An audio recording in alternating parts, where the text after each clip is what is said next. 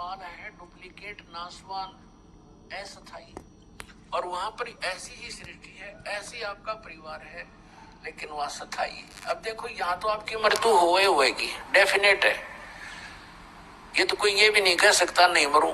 बाकी ये आइडियल आ रहे हैं कभी नहीं मरेंगे, वो आपकी अपनी सोच है, लेकिन यहाँ पल की एक क्षण का किसी का भरोसा नहीं, कब के बिजली गिर जाए। तो ये सोच करके जिसको आप अपना मानते हो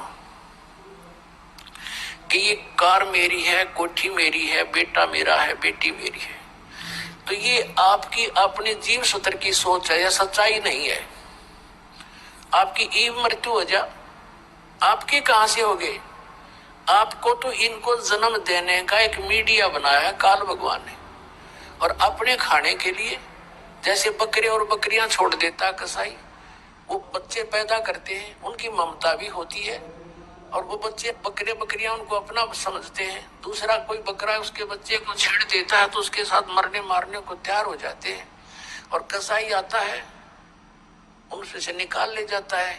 ना वो बेटा देखता ना बेटी, खाई भूख लगी, सामने फिर भूख लगी है तो आप समझ तो नहीं था, आपकी आत्मा पर फिर कोई जबरदस्त दबाव आ गया।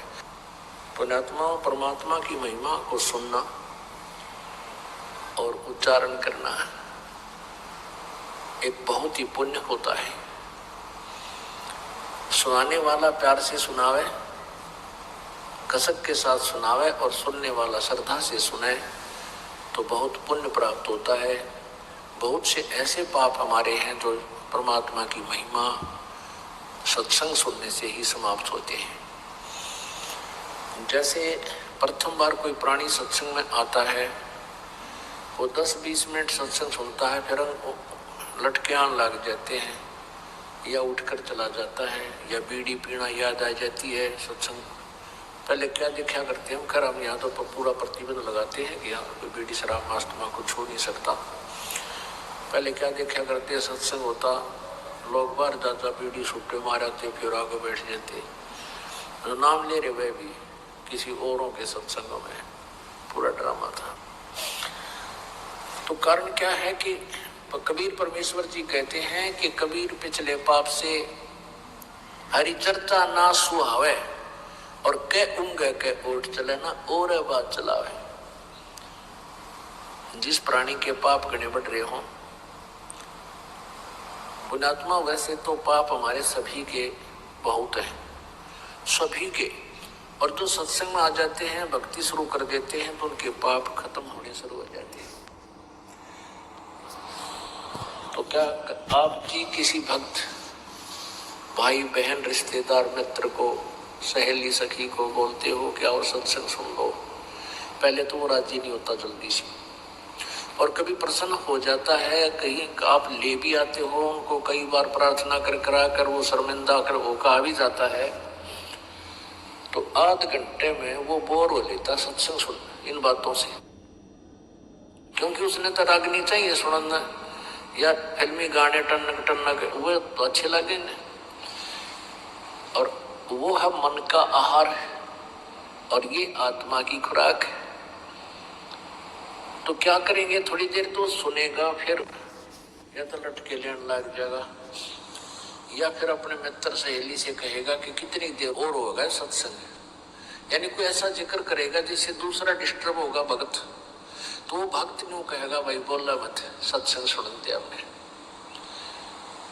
हमने आनंद आ रहा है, सत्संग सुनने दे। तो वो फिर इंसल्ट मान के खड़ा हो जाएगा, अकुमा चालू बाहर बैठूंगा था। तो परमात्मा कहते हैं कबीर पिछले पाप ते हरि चर्चा ना सुहावे, के उंगे के उठ चले ना और बात चलावे। तुलसी साहब कहते हैं तुलसी पिछले पाप से हरि चर्चा ना भावे, और जैसे जबड़ के बेगते भाई भूख विदा हो जावे। जैसे किसी को मलेरिया बुखार हो जाता है तो उसको आहार रोटी भी कड़वी लगती है, सब्जी भी कड़वी लगती है, उसको सेब संतरे खिलाना चाहे वो भी कड़वा लगता है, और मनुखा दाख भी उसको कड़वी लगती है। कारण क्या है कि ना मनुखा दाख कड़वी है, ना रोटी कड़वी, ना सब्जी कड़वी है। वो तो जीवन दाता है, ना सेब कड़वे ना संतरे कड़वे। उसके बुखार ने उसके शरीर की व्यवस्था को इतना बिगाड़ दिया कि मीठी पदार्थ भी उसको कड़वा लगता है। सतगुरु रामपाल जी भगवान की जय हो। बंदी छोड़ कबीर भगवान की जय हो। गुरु जी सतलोक में बैठे हुए हैं भाई। देखो वीडियो अच्छा लगे तो लाइक सब्सक्राइब करना भाई। सत साहिब जय हो। बंदी छोड़ की सतगुरु रामपाल जी भगवान की जय हो। सारे भक्तों को सत साहिब।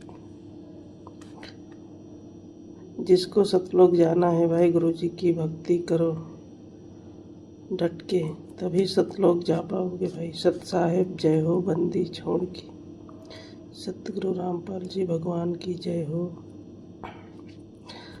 जय हो। बंदी छोड़ की जय हो। सतगुरु रामपाल जी भगवान की जय हो। सत साहिब।